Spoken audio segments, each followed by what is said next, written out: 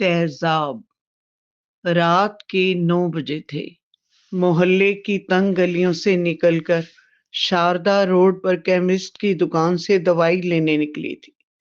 उसके बाबा अभी काम से नहीं लौटे थे, पर माँ की तबीयत अचानक बिगड़ने पर उसने केमिस्ट से दवाई लाने का फैसला किया।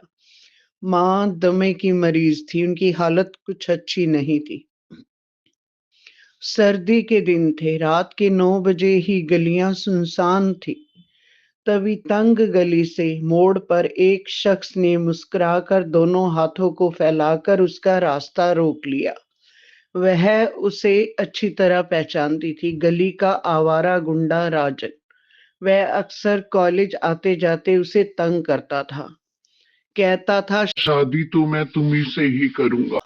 शारदा ने राजा से कहा, प्लीज मेरे रास्ते से हट जाओ, मेरी माँ बहुत बीमार है। राजा ने ठिठाई से कहा, तुम मेरे रास्ते पर आ जाओ, मैं तुम्हारे रास्ते से हट जाऊंगा।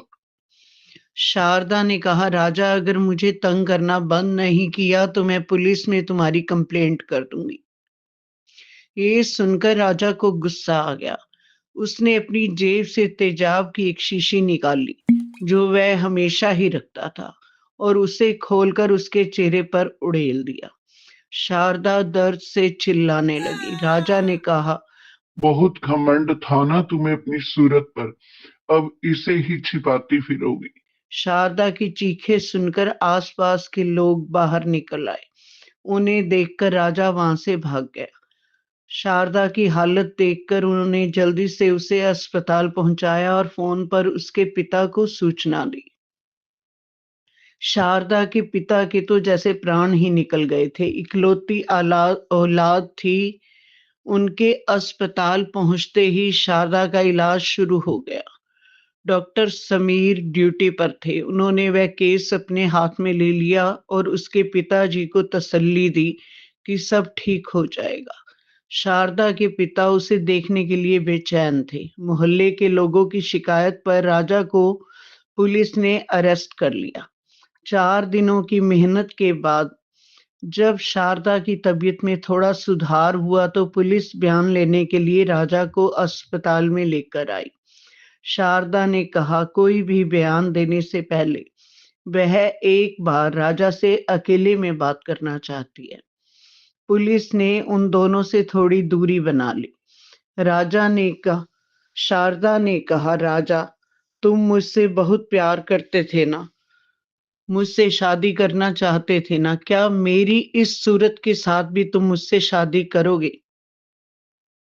राजा के चेहरे पर कोई पछतावा ना था। वह हंसने लगा।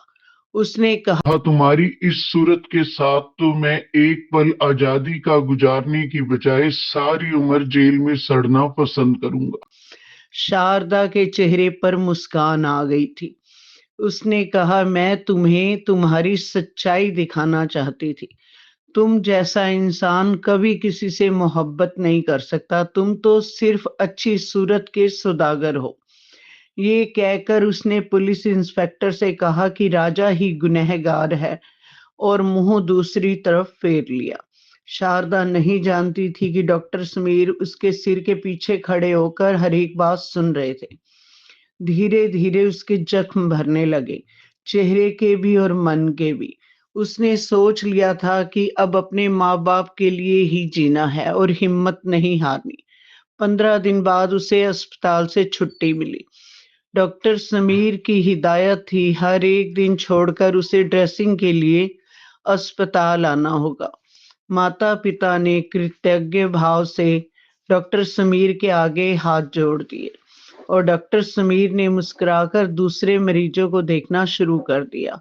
समय बीतता गया। शारदा जान चुकी थी कि जिंदा रहने के लिए पढ़ाई ही उसका सबसे बड़ा सहारा है।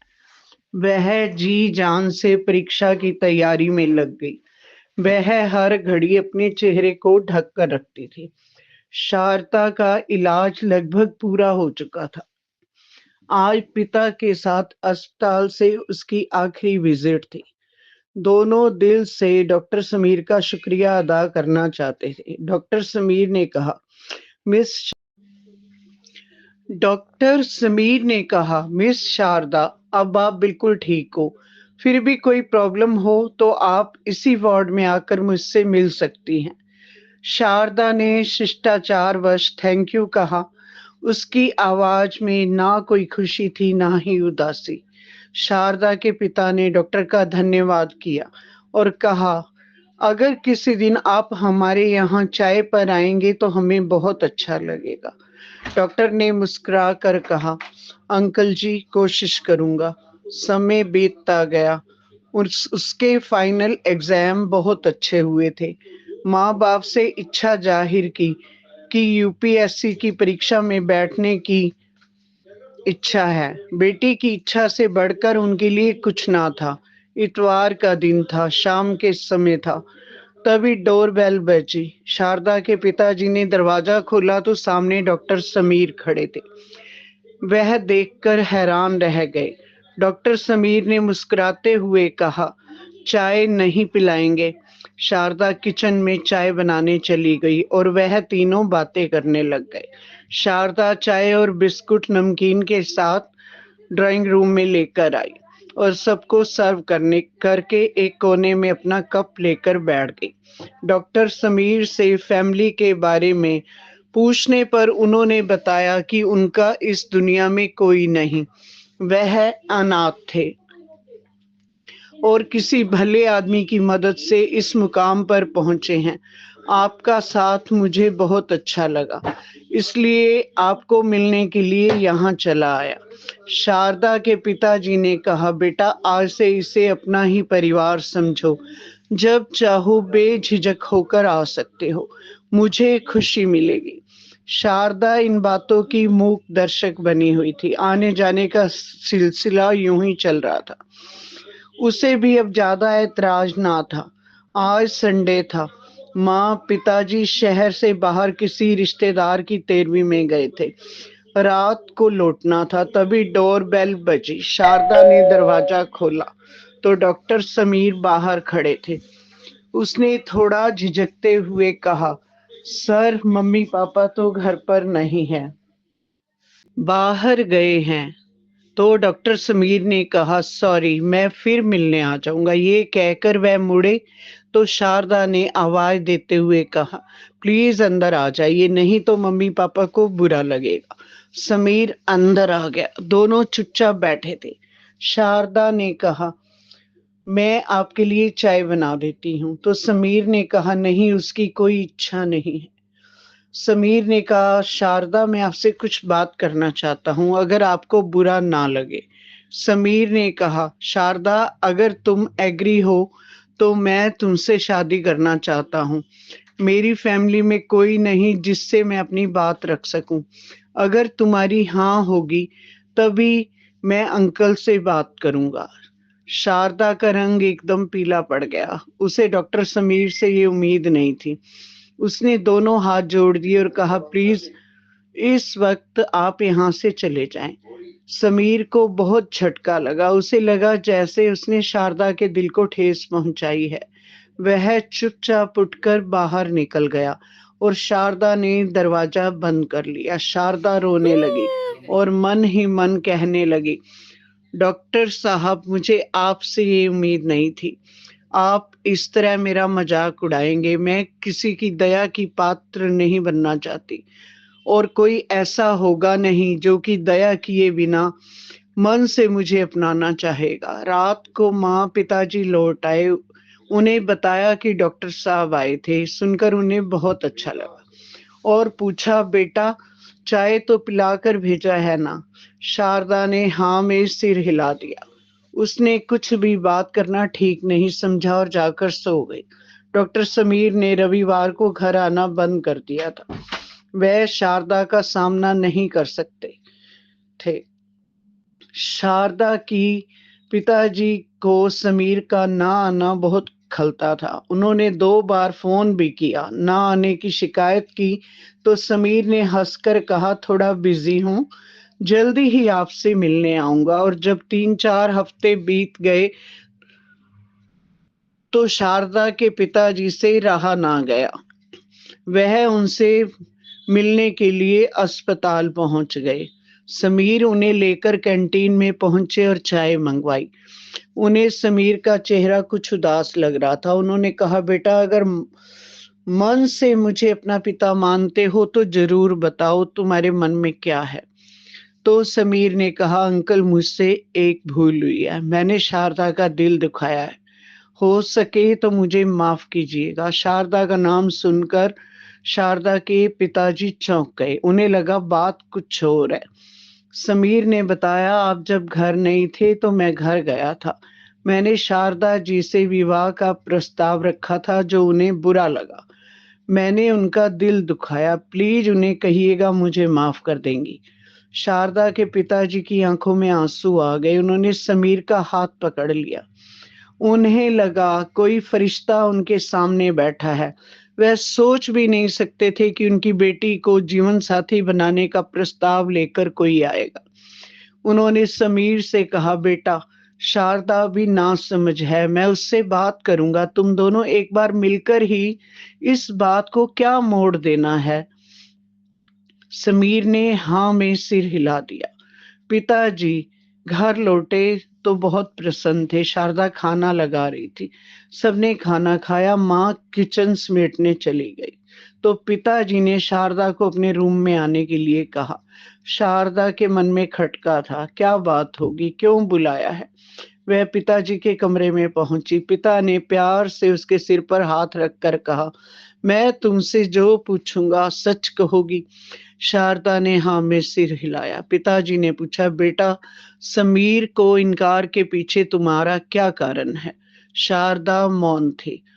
पिता ने दोबारा कहा, बेटा, मुझे तुम्हारा जवाब चाहिए। शारदा ने भीगी आवाज में कहा, पिताजी, आप अच्छी तरह जानते हैं कोई भी शख्स मन से मुझे अपनाना नहीं चाहेगा और किसी की दया का पात्र मैं बनना नहीं चाहूंगी।